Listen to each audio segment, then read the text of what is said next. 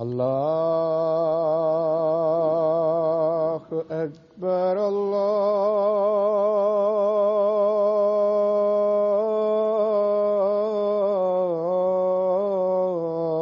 الله أكبر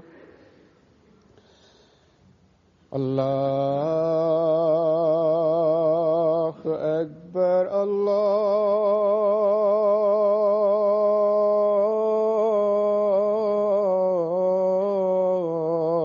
الله أكبر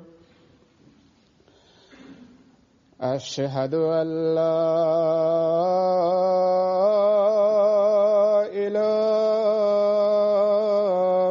إله إلا الله أشهد أن لا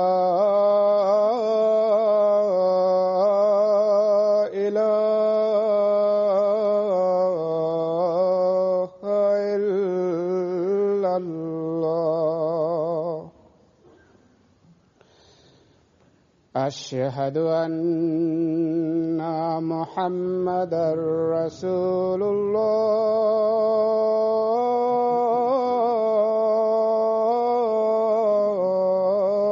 الله أشهد أن محمدًا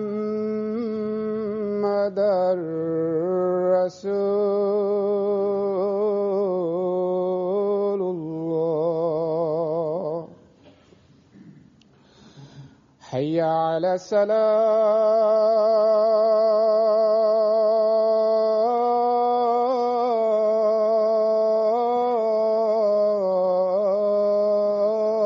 الصلاة حي على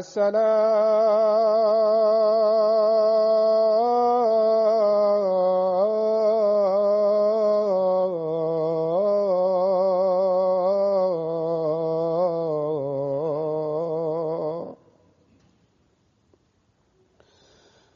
حي على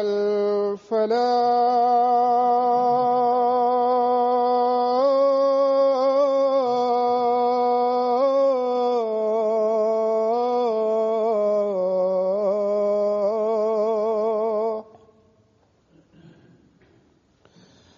حي على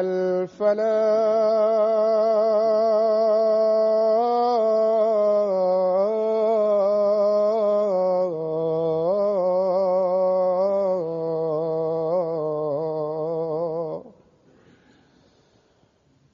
الله أكبر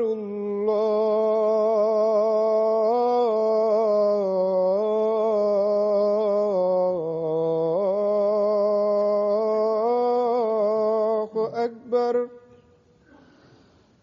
لا إله إلا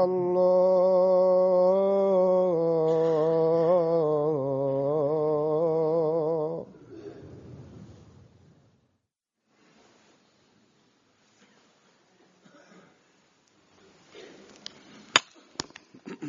السلام عليكم ورحمة الله.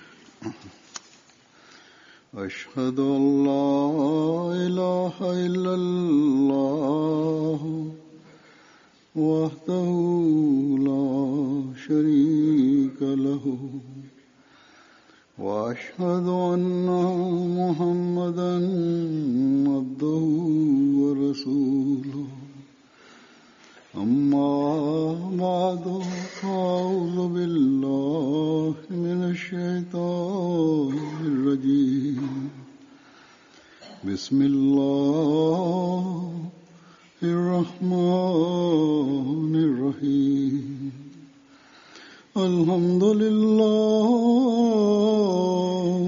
رب العالمين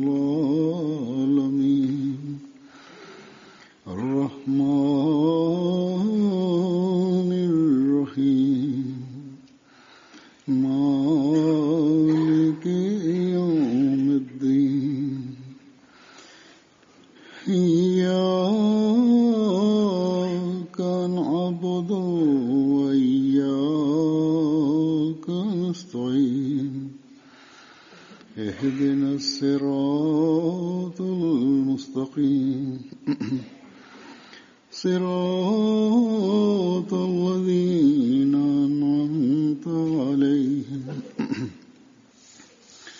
غير المغضوب عليهم ولا গত জুমায় الضالين আমি হযরত মুসলিহ মাউদ বা দ্বিতীয় খলিফা गुज़श्ता जुमे में मैंने সংক্রান্ত যে ভবিষ্যৎবাণী রয়েছে তার প্রেক্ষাপটে কথা বলেছিলাম, আর তার বাহ্যিক এবং আধ্যাত্মিক জ্ঞানে পরিপূর্ণ হওয়া সংক্রান্ত যে ভবিষ্যৎবাণী রয়েছে তা নিয়ে আলোচনা করেছিলাম।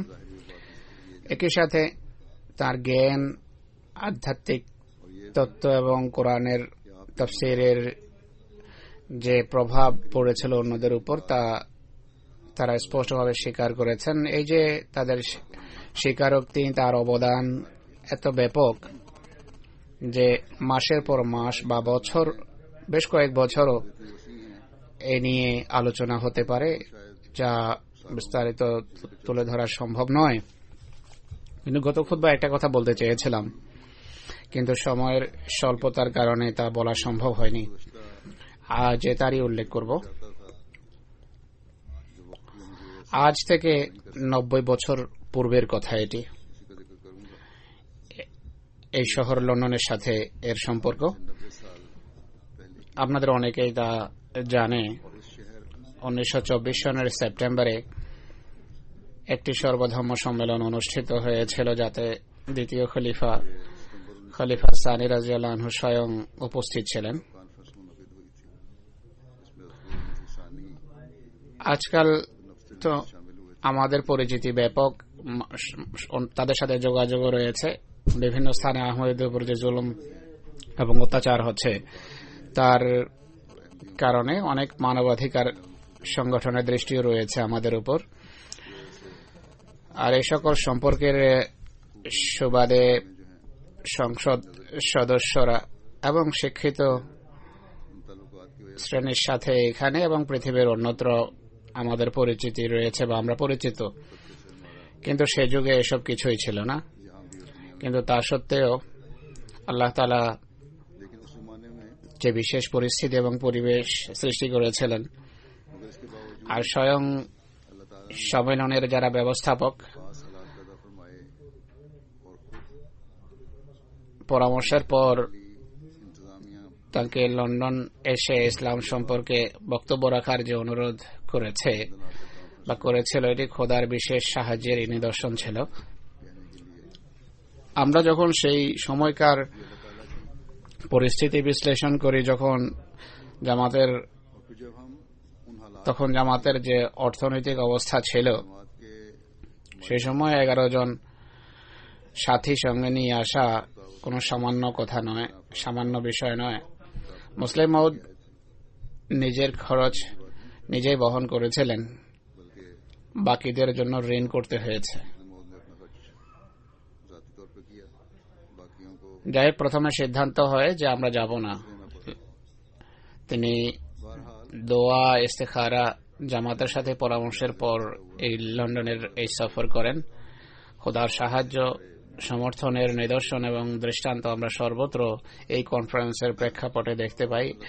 খলিফাতুল মসির এটি প্রথম ইউরোপ সফর ছিল, আর এর সাথে অন্যান্য কয়েকটি দেশে গিয়েছেন। সিরিয়া, মিশর এবং ফিলিস্তিনেও তিনি গিয়েছেন এই সফরে। এ সকল আরব দেশে কোন খলিফার কোন সফর হয়নি খলিফা সানি ছাড়া। এরপর পরিস্থিতি ক্রমশ অধপতিত হতে থাকে এবং বিভিন্ন নিষেধাজ্ঞা জামাতের উপর আরোপিত হতে থাকে। এখন আমি এই কনফারেন্সের বা এই সম্মেলনের সংক্ষিপ্ত অবস্থা বা চিত্র আপনাদের সামনে তুলে ধরব। খলিফা সানি সম্পর্কে ইংরেজদের বিভিন্ন মতামত এবং ইমপ্রেশন আপনাদের সামনে উপস্থাপন করব। তিনি যে জ্ঞানী ছিলেন, ঐশী সমর্থন যে তার সাথে ছিল, সেই দিকটা এর মাধ্যমে ফুটে উঠবে। কিছু এমন ঐতিহাসিক দিক আছে যা আমাদের যুবকদের জানা থাকা উচিত। সে যুগে সকল সফর হতো সামুদ্রিক জাহাজের মাধ্যমে। সফরে বেশ কয়েকদিন লেগে যেত। একদিন হযরত মুসলিহ মাউদ রাদিয়াল্লাহু আনহু সাথীদের নিয়ে বা জামাত নামাজ পড়ছিলেন জাহাজের ডেকে বা পাটাতনে। দ্বিতীয় শ্রেণী এবং প্রথম শ্রেণীর মাঝে যে ডেক ছিল বা পাটাতন ছিল সেখানে নামাজ হচ্ছিল। নামাজ শেষ করে তারা একাত্রে বসেছিলেন। তিনি তার সাথীদের নিয়ে বসেছিলেন। জাহাজের ডাক্তার ছিলেন ইতালীয়, সেখান দিয়ে তিনি যাচ্ছিলেন এবং সাথীদের সাথে তাকে বসা দেখে তার মুখ থেকে অবলীলায় এই বাক্য বের হয়ে যায়, জিসাস ক্রাইস্ট উইথ 12 ডিসাইপলস, অর্থাৎ ঈসা আলাইহিস সালাম তার 12 জন হাওয়ারি সহ। ডাক্তার হাশমতুল্লাহ সাহেব এটি বর্ণনা করেছেন, তিনি এটি শুনেছেন তার মুখে বাক্য। তিনি বলেন, এটি শুনে আমি হতভম্ব হয়ে গেলাম। জাহাজের ডাক্তার ছিল ইতালীয়, সে পোপের গ্রামেরই মানুষ ছিল। সে কত সঠিক এবং তত্ত্বজ্ঞান পূর্ণ কথা বলেছে। হুজুর রাদিয়াল্লাহু আনহুর সাথে যে 11 জন সঙ্গে ছিলেন, 12তম ছিলেন বা দ্বাদশ ব্যক্তি ছিলেন চৌধুরী শরীফ সাহেব উকিল। তিনি ব্যক্তিগত খরচে এই সফরে হুজুরের সাথে যোগ দেন। এই কনফারেন্স, যেটিকে ওয়েম্বলে কনফারেন্স বলা হয়, এর সংক্ষিপ্ত ঐতিহাসিক পটভূমি, এই সফরের উদ্দেশ্য এবং লক্ষ্য আমি আপনাদের সামনে সংক্ষেপে তুলে ধরছি। 1924 সনের প্রারম্ভে ইংল্যান্ডের প্রসিদ্ধ ওয়েম্বলে এক্সিবিশন বা প্রদর্শনী সম্পর্কে প্রসিদ্ধ সোশ্যালিস্ট নেতা লফটাস ফেয়ার এই প্রস্তাব করেন যে এই আন্তর্জাতিক প্রদর্শনীর সাথে একটি ধর্মীয় সম্মেলন হওয়া উচিত। সে যুগে ইংল্যান্ডের উপনিবেশ সর্বত্র বিরাজমান ছিল। তিনি প্রস্তাব দেন যে উপনিবেশের বিভিন্ন ধর্মীয় নেতৃবৃন্দকে এই কনফারেন্সে অংশগ্রহণের আমন্ত্রণ জানানো উচিত, যেন তারা নিজ নিজ ধর্মের দৃষ্টিকোণ তাতে তুলে ধরতে পারে। প্রদর্শনীর ব্যবস্থাপকদের মাঝে বিভিন্ন ওরিয়েন্টালিস্ট বা ধর্মযাজক অন্তর্ভুক্ত ছিলেন এবং তারা এর সাথে মতকে পৌঁছেন, একমত হন। লন্ডন বিশ্ববিদ্যালয়ের প্রাচ্য বিষয়ক যে স্কুল রয়েছে, স্কুল অফ ওরিয়েন্টাল স্টাডিজ যেটিকে বলা হয়, এর তত্ত্বাবধানে সম্মেলনের ব্যবস্থা করার জন্য একটা কমিটি গঠিত হয়। আর কনফারেন্সের স্থান নির্ধারিত হয় ইম্পেরিয়াল ইনস্টিটিউট অফ লন্ডন। 1924 সনের 22 সেপ্টেম্বর থেকে 3রা অক্টোবর পর্যন্ত তারিখ নির্ধারিত হয় এই সম্মেলনের জন্য।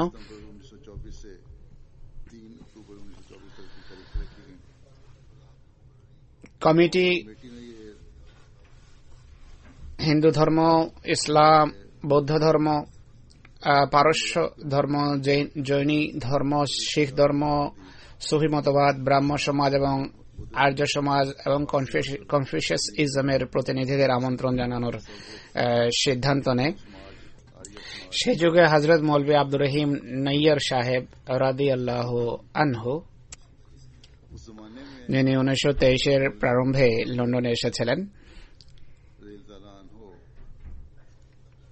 তিনি লন্ডনে অবস্থান করছিলেন তখন, কিন্তু কনফারেন্স সম্পর্কে তিনি জানতেন না।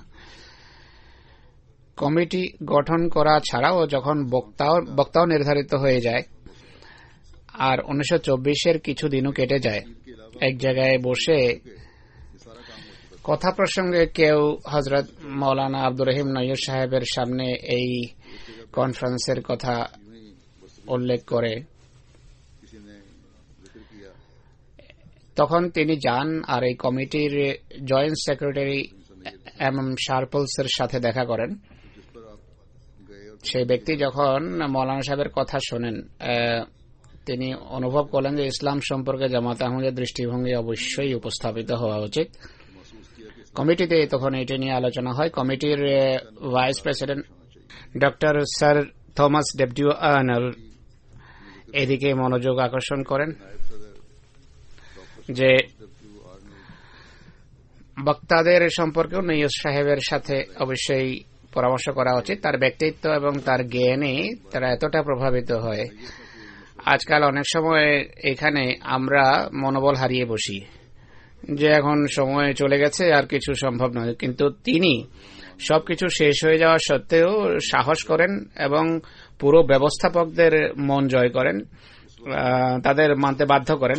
নৈয়র সাহেবকে নিয়ে পুরো প্রোগ্রাম আবার রিভিউ করা হয়, রিভাইজ করা হয়। হিন্দু ধর্ম এবং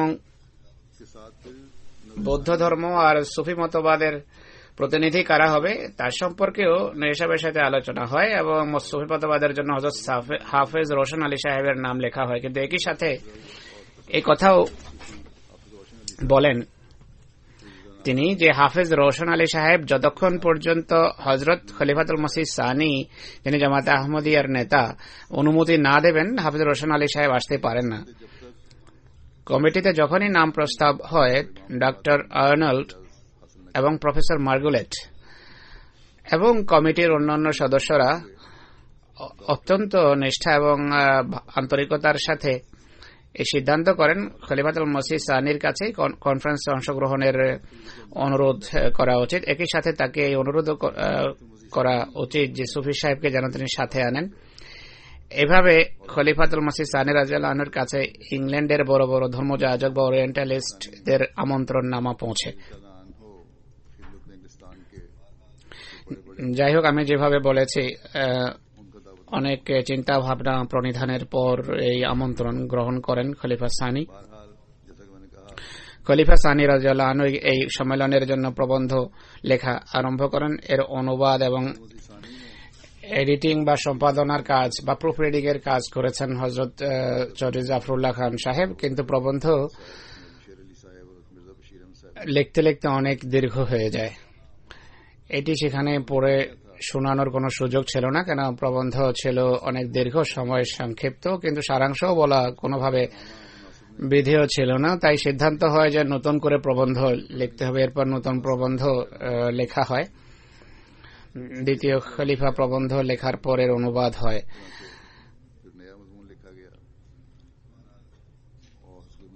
যাই হোক, তিনি যাত্রা করেন লন্ডনের উদ্দেশ্যে 23শে সেপ্টেম্বর। যেভাবে পূর্বে বলেছি, 1924 সনের 23শে সেপ্টেম্বর এই সম্মেলন আরম্ভ হয়।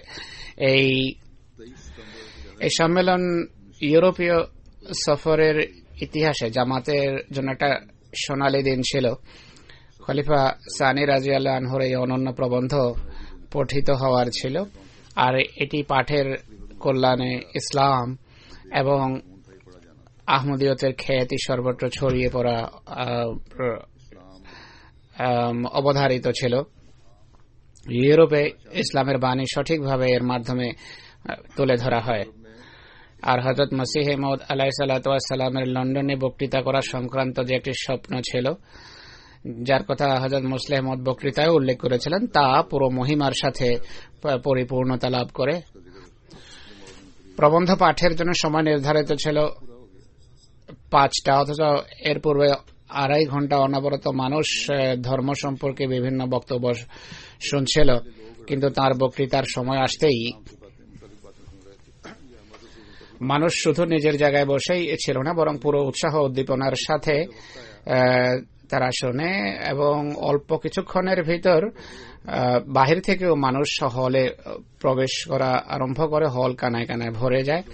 এর পূর্বের কোনো বক্তৃতায় বা কোনো বক্তৃতা চলাকালে এমন উপস্থিতি ছিল না। স্যার থিওডর মরিসন ছিলেন অধিবেশনের সভাপতি। তিনি হুজুরের পরিচিতি তুলে ধরেন এবং শ্রদ্ধা ও ভক্তির সাথে তাকে অনুরোধ করেন যে আপনি আপনার কথার মাধ্যমে আমাদের সম্মানিত করুন। খলিফাতুল মসিহ সানি রাদিয়াল্লাহু আনহু, যিনি তার সাথীদের নিয়ে স্টেজেই উপস্থিত ছিলেন, তিনি দণ্ডায়মান হন। ইংরেজিতে সংক্ষিপ্ত তিনি বক্তব্য রাখেন আর বলেন যে, সম্মানিত ভাই ও বোনেরা, সর্বপ্রথম আমি আল্লাহর প্রতি কৃতজ্ঞতা জানাই যে তিনি এই সম্মেলনের ব্যবস্থাপকদের হৃদয়ে এই ধারণা সৃষ্টি করেন যে মানুষ যেন ধর্ম নিয়ে বসে চিন্তা করে এবং বিভিন্ন ধর্ম সম্পর্কে বক্তৃতা শুনে তারা যেন সিদ্ধান্ত করতে পারে যে কোন ধর্ম মানুষকে গ্রহণ করা উচিত। এরপর তিনি বলেন যে আমি আমার শিষ্য চৌধুরী জাফরুল্লাহ খান সাহেব বার এটলোকে অনুরোধ করব যে আমার বক্তৃতা পড়ে শোনান। তিনি বলেন যে আমি এইভাবে নিজ ভাষায়ও লিখিত বক্তৃতা পড়তে অভ্যস্ত নই। আমি মৌখিক বক্তৃতা করি সবসময়, কয়েক ঘন্টা বা 5-6 ঘন্টা পর্যন্ত এক নাগারে বক্তৃতা করে থাকি। তিনি বলেন যে ধর্মের গণ্ডি এই জগৎ পর্যন্ত সীমিত নয়, বরং মৃত্যুর পর পরকাল পর্যন্ত বিস্তৃত। মানুষের স্থায়ী মুক্তি ধর্মের সাথে সম্পর্কযুক্ত। তাই আপনারা এটা নিয়ে ভাবুন, চিন্তা করুন। আমি আশা করি আপনারা মনোযোগ সহকারে শুনবেন। যাই হোক, চৌধুরী সাহেব প্রায় 1 ঘন্টা লাগিয়েছেন সেই প্রবন্ধ পড়ার জন্য। গুরু গম্ভীর আওয়াজের সাথে তা পড়া হয়। যদিও চৌধুরী সাহেবের সোর থ্রোট ছিল, গলা ব্যথা ছিল, কিন্তু আল্লাহ তাআলা বিশেষ সাহায্য করেছেন আর খুব সুন্দরভাবে সেই প্রবন্ধ উপস্থাপন করেছেন, পাঠ করেছেন। হযরত খলিফাতুল মসিহ সানি রাদিয়াল্লাহু আনহু বা দ্বিতীয় খলিফা এক জায়গায় এটিও বলেছেন যে চৌধুরী যে প্রবন্ধ পড়েছেন এটি সত্যিকার অর্থে আমার ভাষা ছিল। চৌধুরী সাহেব পড়ছিলেন, ভাষা তার ছিল না, আমার ভাষা ছিল। যাই হোক, শ্রোতারা মন্ত্রমুগ্ধের মতো এই বক্তৃতা শুনছিলেন। এমন মনে হচ্ছিল যেন সব শ্রোতা আহমদী, সবাই মন্ত্রমুগ্ধের মতো শেষ পর্যন্ত বসেছিল। ইসলাম সম্পর্কে কোন নতুন কথা যখন তারা শুনতো, অনেকে আনন্দে লাফিয়ে উঠত। দাস প্রথা, সুদ, বহুবিবাহ ইত্যাদি বিষয়াদি খুব সুন্দরভাবে তাতে তুলে ধরা হয়েছে। বক্তৃতার এই অংশ শুধু পুরুষ না, মহিলারাও সানন্দে শুনেছে। 1 ঘন্টার পর বক্তৃতা শেষ হয়। মানুষ অত্যন্ত উৎসাহ উদ্দীপনার সাথে দীর্ঘক্ষণ তালি বাজাতে থাকে, আর অধিবেশনের সভাপতিকে বেশ কয়েক মিনিট অপেক্ষা করতে হয় এর জন্য। এই প্রবন্ধ আনোয়ারুল উলুমের 8ম খণ্ডে বিদ্যমান রয়েছে। সার কথা হলো, এই প্রবন্ধে হযরত মুসলিহ মাউদ রাদিয়াল্লাহু আনহু প্রথমে জামাতে আহমদিয়ার ভিত্তি এবং প্রতিষ্ঠা সম্পর্কে বক্তব্য রাখেন, যার ভিত্তি রাখা হয় 1899 সনে। এরপর তিনি বলেন যে হযরত মসিহ মাউদ আলাইহিস সালাতু ওয়াস সালামের দাবি ছিল মাহদি হওয়ার, যার ভবিষ্যৎবাণী করেছেন মহানবী হযরত মুহাম্মদ সাল্লাল্লাহু আলাইহি ওয়াসাল্লাম। একইভাবে তার মসিহ হওয়ার দাবি সংক্রান্ত ভবিষ্যৎবাণী ইনজিল এবং ইসলামী সাহিত্যে রয়েছে। তার এই দাবির কারণে সকল দিক থেকে তাকে বিরোধিতার সম্মুখীন হতে হয়েছে। মুসলমান আলেম সমাজ তার বিরোধিতা করেছে ভয়াবহ ভাবে, কিন্তু সব সত্ত্বেও তার চতুর্পাশে মানুষ সমবেত হতে থাকে। আল্লাহর ফজলে এক জামাত গঠিত হয়, আর এই জামাত পৃথিবীর বিভিন্ন দেশে ধীরে ধীরে বিস্তার লাভ করতে থাকে। আমি এই বিষয়ের সারাংশ তুলে ধরছি। সারাংশ তো নয়, বরং সারাংশের সারাংশ বলা যায়। বুলেট পয়েন্টস, প্রধান প্রধান শিরোনামগুলো রয়েছে তা শোনাচ্ছি। সংক্ষিপ্ত প্রবন্ধ লেখা হয়েছিল, তা উপস্থাপন করতে 1 ঘন্টা লেগেছে। আর পূর্বে যা লিখেছেন, অর্থাৎ আহমদিয়ত তথা সত্যিকার ইসলাম বইয়ের আকারে যা এখন রয়েছে, অনেক দীর্ঘ বক্তৃতা এটি। তিনি লিখেছেন যে মসিহ মাউদের ইন্তেকালের পর খেলাফত আরম্ভ হয়, আর এই খেলাফত ব্যবস্থাপনার অধীনে এই জামাত ক্রমশ বিস্তার লাভ করতে থাকে। পৃথিবীর বহু দেশে জামাত বিস্তার লাভ করতে থাকে। সকল ধর্মের মানুষ এই জামাতের পতাকা তলে ইসলাম ভুক্ত হতে থাকে। এরপর হযরত মসিহ মাউদ আলাইহিস সালাতু ওয়াস সালাম এটিও স্পষ্ট করেছেন যে এই যুগেই ভবিষ্যৎবাণী অনুসারে মসিহ মাউদের আসার কথা। কেননা এই যুগই এমন একটি যুগ যে এই যুগের লক্ষণাবলী এমন যে এমন লক্ষণাবলীর সময় কোন সংস্কারক এসে থাকে, আর মসিহ মাউদের আসার যে লক্ষণাবলী বলা হয়েছে তাও এই যুগেই পরিপূর্ণতা লাভ করেছে। এছাড়া হযরত মসিহ ইসলাম একথাও বলেছেন যে আল্লাহ তাআলা তার নেক বান্দাদের সাথে বাক্যালাপ করেন, তাদের দোয়া শোনেন। আল্লাহ তাআলা দয়ালু এবং অত্যন্ত স্নেহশীল। তিনি মসিহ মাউদকে পাঠিয়ে এই যুগে পৃথিবীর সংশোধনের ব্যবস্থা করেছেন। হযরত মসিহ মাউদ আল্লাহর সত্তায় বিশ্বাস সৃষ্টি করে এবং তার একত্ববাদ প্রমাণ করে তার সাথে সম্পর্ক স্থাপন করিয়ে আজও খোদা যে জীবন্ত তার স্বাক্ষর রেখেছেন বা তার প্রমাণ দিয়েছেন। একই সাথে কথা বলেছেন একই সাথে স্পষ্টভাবে এই কথা বলেছেন যে যদি কোনো ধর্ম খোদার অস্তিত্বকে চিনাতে না পারে তাহলে সেটি ধর্ম আখ্যায়িত হওয়ার যোগ্য নয়।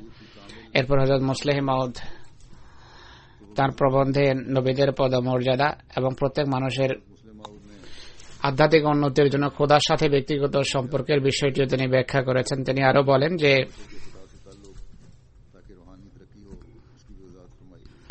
হযরত মসিহ ইসলাম এই বিষয়টি দূরদর্শিতার সাথে এবং প্রজ্ঞার সাথে বর্ণনা করেছেন যে যদিও কোরআন শেষ এবং সম্পূর্ণ আর পরিপূর্ণ শরীয়ত, কিন্তু তার অর্থ এই নয় যে মানুষের মেধাগত উন্নতিরও সমাপ্তি ঘটেছে, বরং কোরআনের শেষ গ্রন্থ হওয়ার সুন্দর দিক হল এতে জ্ঞানের গভীর ভান্ডার রয়েছে, আর এই ভান্ডার তার জন্য উন্মোচিত হয় যে এটি সন্ধানে থাকে আন্তরিক, আর আন্তরিকতার সাথে যদি এটি সন্ধান করা হয় তাহলে আধ্যাত্মিক উন্নতির পাশাপাশি অন্যান্য জাগতিক বিভিন্ন গুপ্ত এবং সুপ্ত বিষয়াদি এবং ধনভাণ্ডার তার জন্য উন্মোচিত হয়। প্রত্যেক ব্যক্তি নিজ নিজ অভিরুচি অনুসারে তা থেকে ধনভাণ্ডার সন্ধান করতে পারে। এরপর হযরত মুসলিম মাউদ এই কথাও বলেছেন যে মুসলমানদের বিরুদ্ধে যে আপত্তি করা হয় ইসলাম তরবারির মাধ্যমে বিস্তার লাভ করেছে, কোরআন এটিকে খণ্ডন করে। তিনি এর প্রমাণ হিসাবে কোরআনের আয়াত উপস্থাপন করেন। সেই আয়াতটি হল লা ইকরাহা ফিদ্দীন, অর্থাৎ ধর্মীয় বিষয়ে বল প্রয়োগের কোন সুযোগ নেই। যুদ্ধের অনুমতি কেবল তখন দেয়া হয় যখন ইসলামকে ধ্বংস করার সকল ষড়যন্ত্র হয় বা ইসলামকে ক্ষতি করার ষড়যন্ত্র বা অপচেষ্টা হয়। এ বক্তৃতায় অন্যান্য বিষয়াদি তিনি উপস্থাপন করেছেন, সেগুলোর একটি হল দাস প্রথা, যার সম্পর্কে পূর্বেই বলেছি, সুদের নিষেধাজ্ঞা, বহুবিবাহ, তালাক, চারিত্রিক এবং নৈতিক শিক্ষা, মৃত্যুর পরবর্তী জীবন, এইসব বিষয়ে ইসলামী দৃষ্টিভঙ্গি তাতে তুলে ধরা হয়েছে। এরপর হযরত মসিহ ইসলামের সত্যতার বিভিন্ন প্রমাণ তিনি উপস্থাপন করেছেন। তিনি আলাইহিস সালাতু ওয়াস সালামের সমর্থনে ঐশী নিদর্শনাবলীর কথা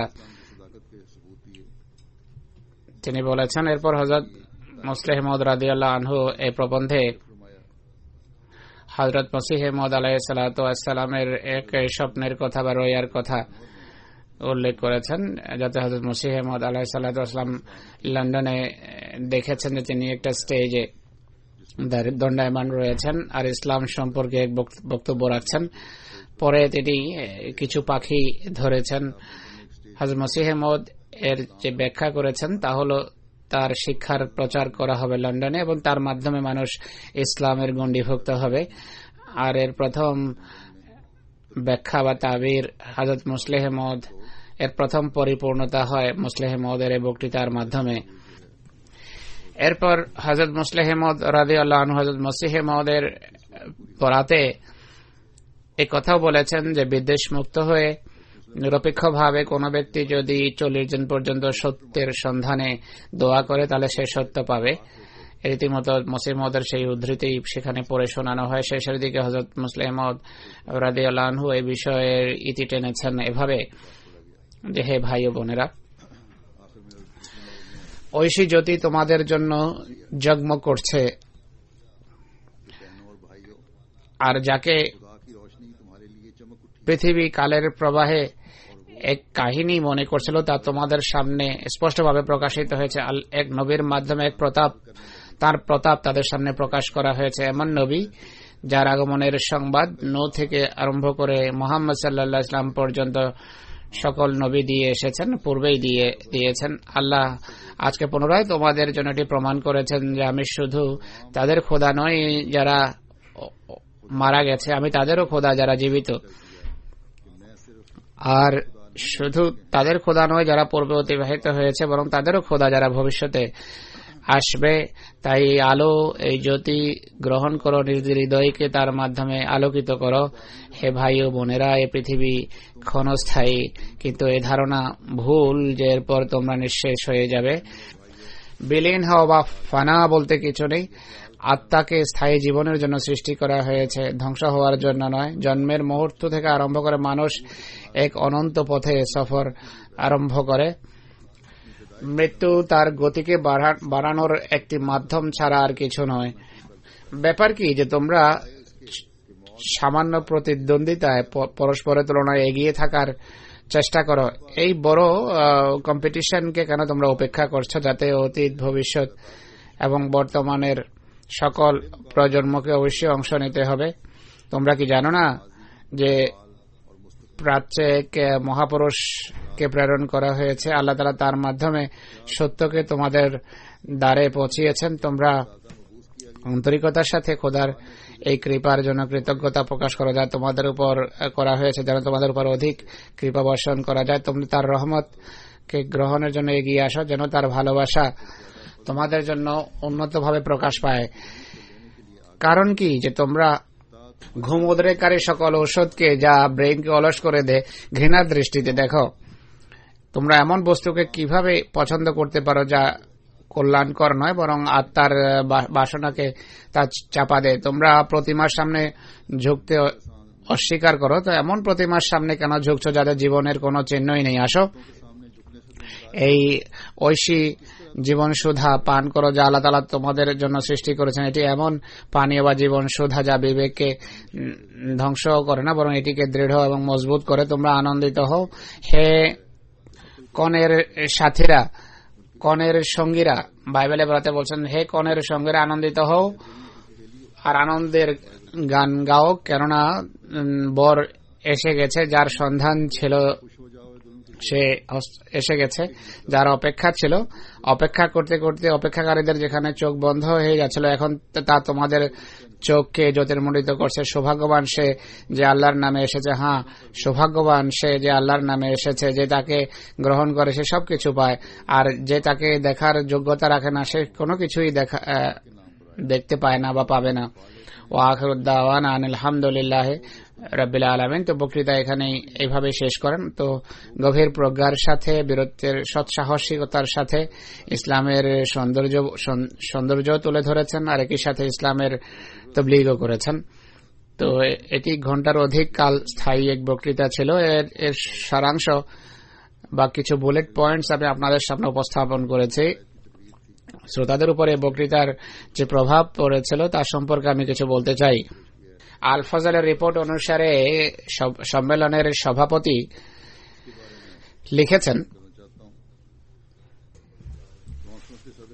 জামাতে আহমদিয়ার ইমাম মির্জা বশিরউদ্দিন আহমদের প্রবন্ধ পাঠের পর স্যার থিওডর মরিসন তার সভাপতির মন্তব্যে বলেন, জামাতে আহমদিয়া এবং আধুনিক যুগের অন্যান্য জামাতের সৃষ্টি প্রমাণ করে যে ইসলাম এক জীবন্ত ধর্ম। এর সংস্কার সম্পর্কে মানুষ অধ্যয়ন অব্যাহত রাখে। মির্জা বশিরউদ্দিন, যার সাথে অনেক সবুজ পাগড়িধারী সাথী উপস্থিত ছিলেন, তিনি বলেন যে আহমদিয়া জামাত মুসার জামাতে, ঈসার জামাতের মতো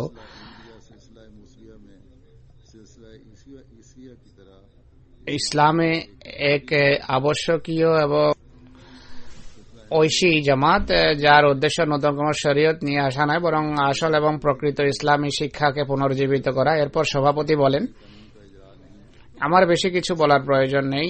এই প্রবন্ধের সৌন্দর্য এবং সূক্ষ্মতা স্বয়ং প্রবন্ধ নিজেই তুলে ধরেছে। আমি নিজের পক্ষ থেকে এবং শ্রোতৃমণ্ডলীর পক্ষ থেকে বিষয়ের সৌন্দর্য, সুন্দর ধারাবিন্যাস, উন্নত পর্যায়ের যুক্তি প্রমাণ উপস্থাপনের জন্য খলিফাতুল মসির প্রতি কৃতজ্ঞতা জানাই। শ্রোতাদের চেহারা এবং তাদের বাস্তব অবস্থা আমার এই কথার সাথে একমত। আমি দৃঢ় বিশ্বাস রাখি যে তারা স্বীকার করবে যে আমি তাদের পক্ষ থেকে যে কৃতজ্ঞতা প্রকাশ করছি সেটি যথাযথ কাজ করছি এবং তাদের মুখপাত্রের কাজ করছি। এরপর হুজুরকে সম্বোধন করে বলেন যে আমি বক্তৃতার সফলতার জন্য আপনাকে মোবারকবাদ জানাতে চাই। আপনার প্রবন্ধ সর্বোত্তম প্রবন্ধ ছিল সব প্রবন্ধের মাঝে যা আজকে পঠিত হয়েছে। এরপর স্যার থিওডর মরিসন স্টেজে দীর্ঘক্ষণ দাঁড়িয়েছিলেন পরেও এবং বারবার প্রবন্ধের তিনি ভূয়সী প্রশংসা করতে থাকেন। এই বক্তৃতার বিভিন্ন পয়েন্টস তুলে ধরেছে এই জন্য যেতে ইসলামের তবলিগ করা হয়েছে। শেষে যে প্যারাটি পড়া হয়েছে তাতে স্পষ্টভাবে বলা হয়েছে যে ঈসার আসার কথা ছিল, তিনি এসে গেছেন, তিনি ইসলামের তবলিগ করেছেন। ফ্রি চার্চের হেড ডক্টর ওয়াল্টার ওয়াশ যিনি একজন বাগ্মী বক্তা তার নিজের ইমপ্রেশন বা ভাবাবেগ প্রকাশ করতে গিয়ে বলেন যে আমি সৌভাগ্যবান যে বক্তৃতা শোনার সুযোগ হয়েছে। আইনের একজন প্রফেসর বলেন যে আমি প্রবন্ধ যখন শুনছিলাম আমি অনুভব করছিলাম যে এদিন একটা নতুন যুগের উন্মেষ ঘটাচ্ছে। তিনি আরো বলেন যে আপনারা অন্য কোনো ভাবে সহস্র সহস্র টাকা খরচ করলেও এত বড় সফলতা বা সাফল্য পেতেন না। এক পাদ্রী বলেন 3 বছর পূর্বে আমাকে স্বপ্নে দেখানো হয়েছে যে হযরত ঈসা আলাইহিস সালাম 13 জন হাওয়ারি বা শিষ্য সহ এখানে এসেছেন। এখন আমি দেখছি যে আমার স্বপ্ন পুরো আক্ষরিকভাবে পুরা হয়েছে। পূর্বে 12 জন হাওয়ারির কথা বলেছিলাম। ত্রয়োদশ সেখানে যিনি উপস্থিত ছিলেন অধিবেশনের সময় তিনি হলেন হযরত চৌধুরী জাফরুল্লাহ খান সাহেব। এইভাবে 13 জনের সংখ্যা পূর্ণ হল। মিস শার্পলস যিনি কনফারেন্সের সেক্রেটারি তিনি বলেন মানুষ এই প্রবন্ধের ভূয়সী প্রশংসা করছে। তিনি নিজেই বলেন যে এক ব্যক্তি হুজুর সম্পর্কে বলেন তাকে এই যুগের লুথার মনে হয়। কেউ কেউ বলেছেন যে ইনি এক অগ্নিগর্ভা ব্যক্তিত্ব। কেউ কেউ বলেছে যে সবচেয়ে ভালো প্রবন্ধ ছিল তাঁরটি। একজন জার্মান প্রফেসর জলসার পর রাস্তায় হাঁটতে গিয়ে এগিয়ে আসেন এবং হুজুরকে বলেন যে মুবারক হো। তিনি বলেন যে আমার কাছে অনেক বড় বড় ইংরেজ বসে বলছিল যে এইগুলো বিরল দৃষ্টিভঙ্গি যা প্রত্যেক দিন কর্ণগোচর হয় না। লেইন নামে এক ব্যক্তি ভারতীয় অফিসে অনেক বড় কর্মকর্তা ছিলেন। তিনি বলেন যে খলিফাতুল মসির প্রবন্ধ সবচেয়ে উন্নত প্রবন্ধ ছিল। ভাই আব্দুর রহমান কাদিয়ানি বর্ণনা করেন যে এক ব্যক্তি হুজুরের কাছে আসেন এবং বলেন যে আমি 30 বছর ভারতে কাজ করেছি।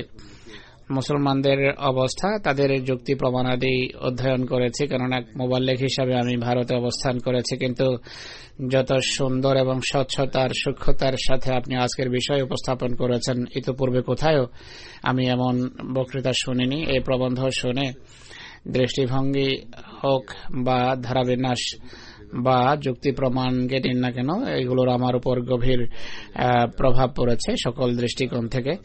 আরেক ব্যক্তি বলেন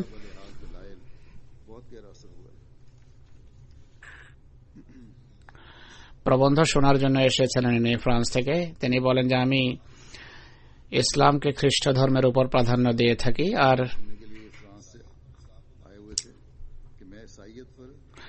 খ্রিস্ট ধর্মকে নয় ইসলামকে প্রাধান্য দিতেন তিনি, কিন্তু ইসলামের উপর আমি বৌদ্ধ ধর্মকে প্রাধান্য দিতাম। আজকে আপনার প্রবন্ধ শোনার পর বৌদ্ধ ধর্মের প্রবন্ধ শুনেছি আর আমি স্বীকার করছি যে সত্যি ইসলামই সবচেয়ে উন্নত ধর্ম।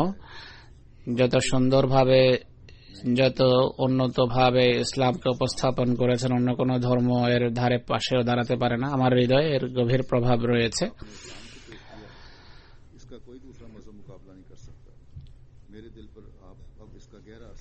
অনেক মহিলাও ছিলেন এই অধিবেশনে এবং এই প্রবন্ধের দ্বারাও ভূয়সী প্রশংসা করেন। এক মহিলা বলেন যে আমাকে কেউ কেউ বলেছে যে তার ভিতর এক অগ্নি রয়েছে, অর্থাৎ অগ্নিগর্ভা ব্যক্তিত্ব ইনি। মিসেস শার্পার বলেন যে এক ইংরেজ আমার কাছে আসে, সে আমাকে বলে, তিনিও সেক্রেটারি ছিলেন বা সেক্রেটারি স্ত্রী ব্যবস্থাপকদের একজন ছিলেন। তিনি বলেন যে আমাকে চায়ের যে ব্যবস্থা ছিল তা সেখানে চায়ের অধিবেশনে ডাকা হয়নি, কিন্তু ভিতরে আসার অনুমতি চাচ্ছি। আমি আসলে এই ব্যক্তিকে দেখতে চাই যিনি ভারত থেকে ইসলামকে উপস্থাপনের জন্য এখানে এসেছেন, যিনি আহমদীদের নেতা।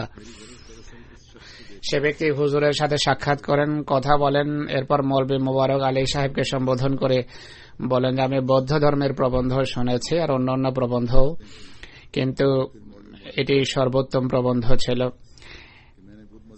এক জার্মান ব্যক্তি যিনি এখানে প্রফেসর, সে যুগে প্রফেসর ছিলেন, জলসা থেকে ফিরে যাওয়ার সময় রাস্তায় এসে, এর কথা পূর্বেও এসেছে কিন্তু এখানে একটু বিস্তারিত আলোচনার তুলে ধরা হয়েছে, তিনি হুজুরকে মোবারকবাদ জানান এবং বলেন যে আমার কাছে বড় বড় ইংরেজরা বসেছিল, আমি দেখেছি অনেকেই রানে হাত মারছিল। তারা বলে যে বিরল দৃষ্টিভঙ্গি, এমন দৃষ্টিভঙ্গি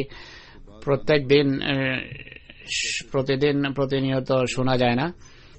একই প্রফেসর বলেন যে বক্তৃতার কোন কোন স্থানে মানুষ অবলীলায় চিৎকার করে বলে উঠত যে কত সুন্দর এবং সত্য নীতি তিনি উপস্থাপন করছেন। আর তিনি নিজের মতামত এভাবে ব্যক্ত করেছেন, অর্থাৎ জার্মান প্রফেসর নিজের মতামত এভাবে তুলে ধরেছেন যে এই সুযোগটি আহমদীদের জন্য একটা টার্নিং পয়েন্ট। এটি এমন একটি সফলতা যে সহস্র সহস্র রুপিয়া খরচ করলেও এত বড় সফলতা লাভ করা সম্ভব ছিল না। মিস্টার লেইনের কথা পূর্বেই বলেছি, ইন্ডিয়া অফিসের অনেক বড় কর্মকর্তা, তিনি বক্তৃতা শুনেছেন কিন্তু তার স্ত্রী সেদিন আসেননি। উনি ঘরে গিয়ে স্ত্রীকে বলেছেন, পরের দিন তিনি আসেন, কাফেলার সদস্যদের সাথে সাক্ষাৎ করেন, বলেন যে গতকাল আসতে পারেনি। আমার স্বামী ঘরে এসে আমাকে জানিয়েছেন, বক্তৃতার সম্পর্কে বলেছেন যে অসাধারণ সফল এক বক্তৃতা ছিল। মিস কর্নার একজন নাস্তিক এবং আল্লাহ সত্তায় তার কোনো বিশ্বাস ছিল না। তিনি বলেন যে অত্যন্ত আকর্ষণীয় এবং উন্নত প্রবন্ধ ছিল, উন্নত দৃষ্টিভঙ্গির নতুন সত্য তুলে ধরা হয়েছে। বাহাই ধর্মের অনুসারিণী এক মহিলা বক্তৃতা শুনেছেন, আমাদের সাথে ঘর পর্যন্ত আসতে থাকেন। তিনি বলেন যে আমি বাহাই দৃষ্টিভঙ্গির অনুসরণ করতাম, কিন্তু আজকের বক্তৃতা শোনার পর আমার দৃষ্টিভঙ্গি বদলে যায়।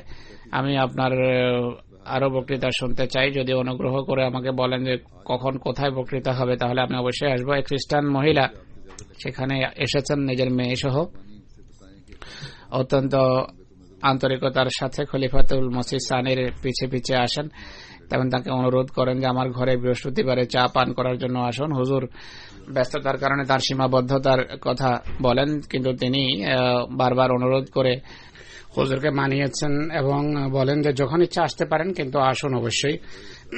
এক ব্যক্তি বলেন, এমন আকর্ষণীয় একটা প্রবন্ধ ছিল যে স্বদেশ প্রেম থেকেও বেশি প্রিয় মনে হয় এটিকে।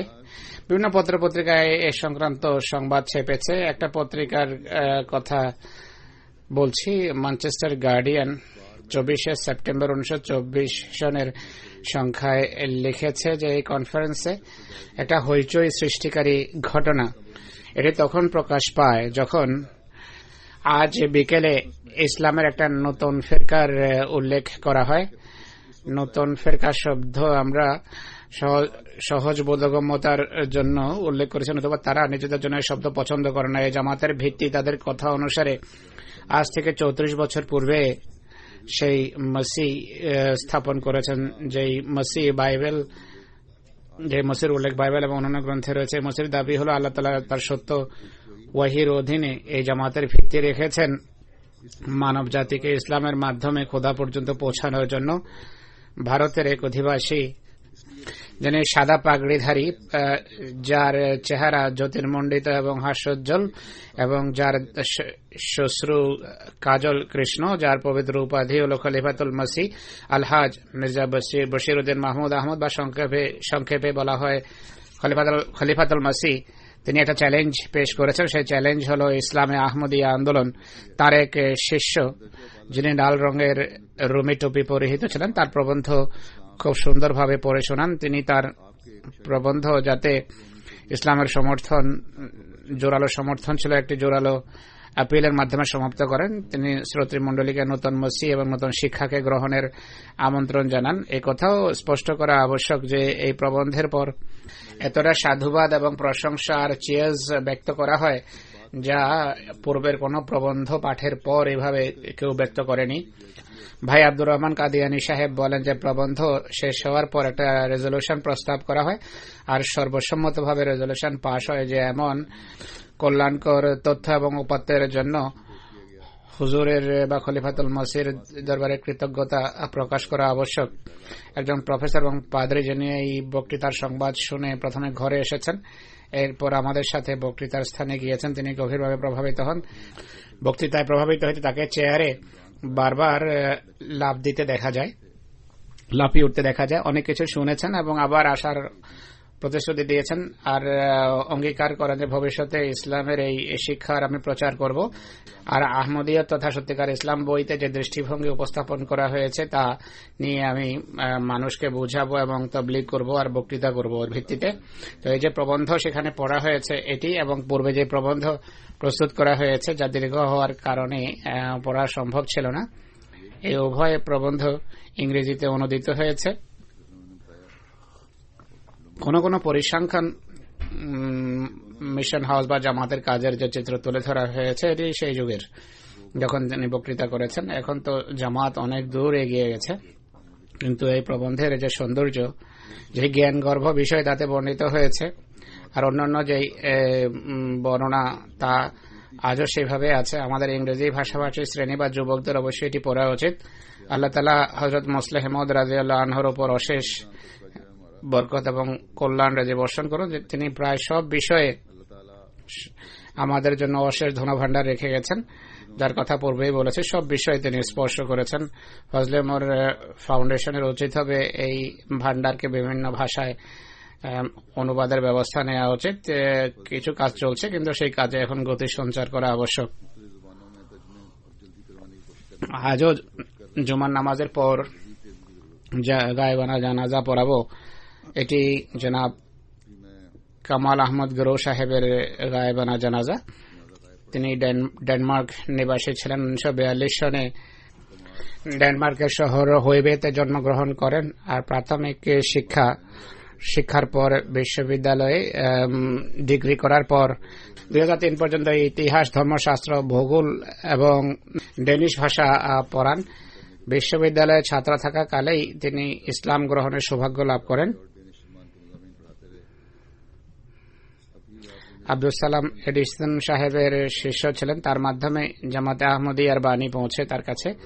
1960-এর দশকের প্রথম দিকে যখন জনাব মীর মাসুদ মারহুম সেখানে জামাতে মুবাল্লিগ ছিলেন, তখন আহমদিয়ত গ্রহণের সৌভাগ্য হয় তার। মৃত্যু পর্যন্ত জামাতের সাথে নিষ্ঠা, আন্তরিকতা এবং ভালোবাসার সম্পর্ক বজায় রেখেছেন। খেলাফত এবং খলিফা ওয়াক্তের প্রতি তার গভীর ভালোবাসা ছিল, বরং গভীর প্রেম ছিল বলা যায়। আমার সাথে যখন সাক্ষাৎ হয় বড় নিষ্ঠা এবং আন্তরিকতা প্রকাশ করে। যখন ডেনমার্ক যায় অসুস্থ ছিলেন, কিন্তু রীতিমতো আসতেন তিনি। যে কয়দিন আমি সেখানে ছিলাম, জামাতের বিভিন্ন পদে তিনি কাজ করেছেন। মসজিদ খোদাবুল আহমদিয়ার ন্যাশনাল কায়ে ছিলেন, ন্যাশনাল সেক্রেটারি, তবলিগের দায়িত্ব বছরের পর বছর কঠোর পরিশ্রম, নিষ্ঠা এবং আন্তরিকতার সাথে পালন করেন। উন্মাদনার সীমা পর্যন্ত তবলিগের আগ্রহ ছিল। সব জায়গায় ইসলাম এবং আহমদিয়তের বাণী পৌঁছাতেন। তাঁর স্ত্রী বলেন যে জামাতের কাজ শেষ করে রাতে দেরিতে ঘরে আসতেন, আবার পরবর্তী মিটিং এর পরিকল্পনায় বসে যেতেন। গভীর রাত পর্যন্ত কাজ করে আমির সাহেবকে রিপোর্ট দিতেন, এরপর তিনি ঘুমাতেন। তার পরিচিতির গণ্ডি অত্যন্ত ব্যাপক ছিল। ডেনিশ জ্যেষ্ঠদের সাথে তার ভালো সম্পর্ক ছিল।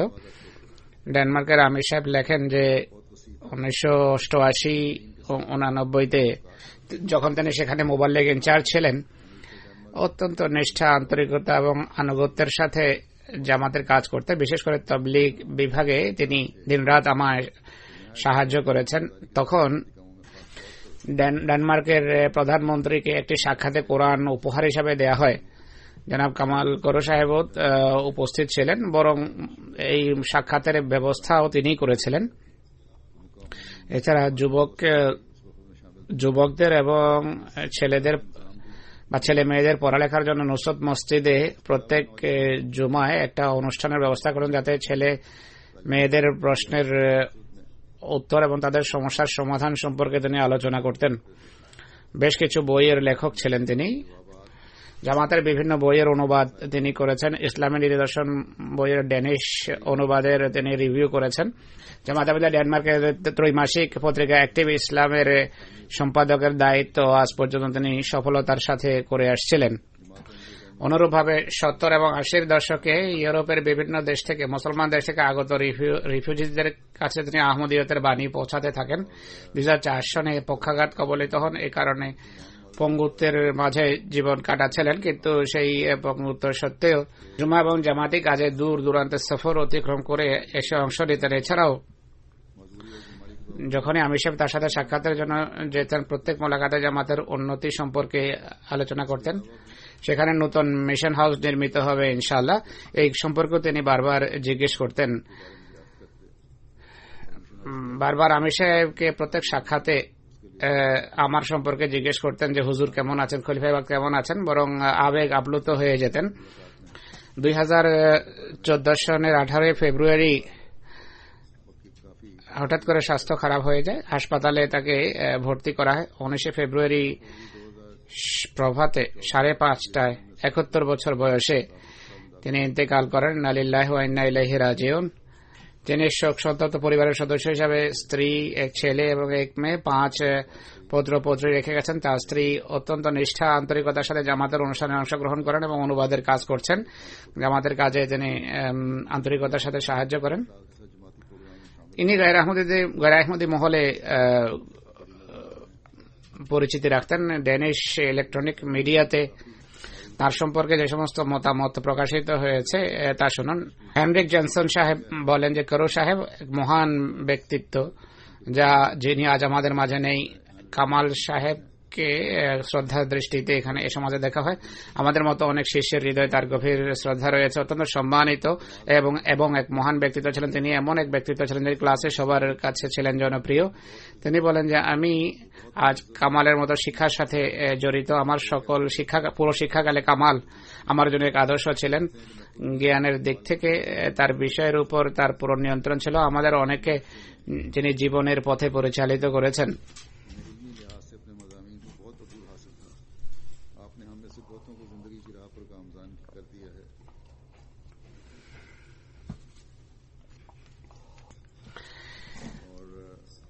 ইনি আরো বলেন সব মানুষই এই পৃথিবীতে জীবন অতিবাহিত করে। কিছু মানুষ জীবন অর্জনের রীতি শিখেছে, কিন্তু বিরল মানুষ এমন আছে যারা মানব জীবনে জীবিত থাকার প্রকৃত রহস্য উদ্ঘাটন করেছেন।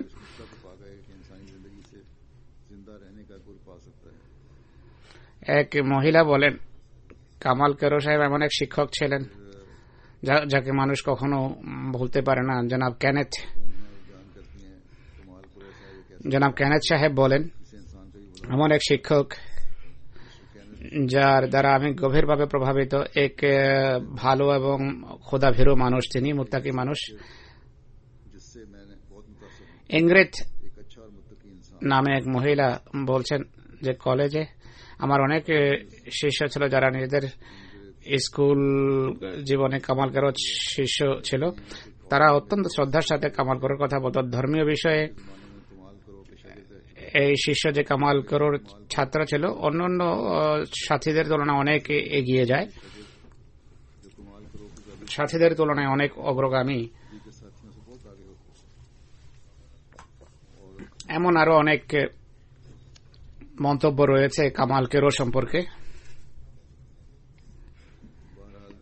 মিস্টার মাইকেল নামে এক ব্যক্তি বলেন যে আশা করি দেশ মাতৃকা ডেনমার্কে হয়তো এমন কোন ব্যক্তি দণ্ডায়মান হবে যে তার কাজকে অব্যাহত রাখবে। তিনি ডেনিশ ইমাম এবং বাইরে থেকে আগত মুসলমানদের মাঝে যোগসূত্র স্থাপন এবং তাদের মাঝে সংলাপের পরিবেশ সৃষ্টি করার জন্য সূচনা করেছিলেন। আক্ষেপের সাথে বলতে হয় যে এখন আমাদের সমাজে কিছু মানুষ পারস্পরিক সম্পর্ককে উন্নত করার পরিবর্তে আগুনে তেল ছিটানোর কাজ করে। আল্লাহ তাআলা মারহুমের পদমর্যাদা উন্নীত করুন। তার স্ত্রী সন্তানকে তিনি ধৈর্য দিন, মনোবল দিন, দৃঢ়চিত্ত করুন এবং সবসময় জামাতের সাথে সম্পৃক্ত ও সংশ্লিষ্ট রাখুন। নামাজের পর তার গায়েবানা জানাজা পড়াবো, যেভাবে আমি পূর্বেই ঘোষণা করেছি।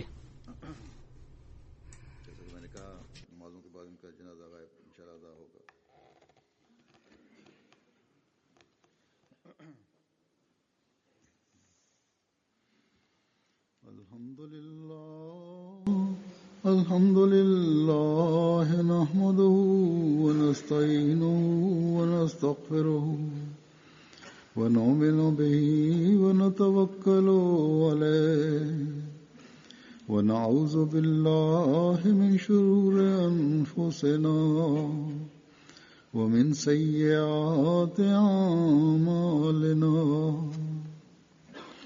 من يهده الله فلا مضل له ومن يضلله فلا هادي له ونشهد أن لا إله إلا الله ونشهد أن محمدا عبده ورسوله عباد الله رحمكم الله إن الله يأمر بالعدل والإحسان وإيتاء ذي القربى وينهى عن الفحشاء والمنكر والبغي يعظكم لعلكم تذكرون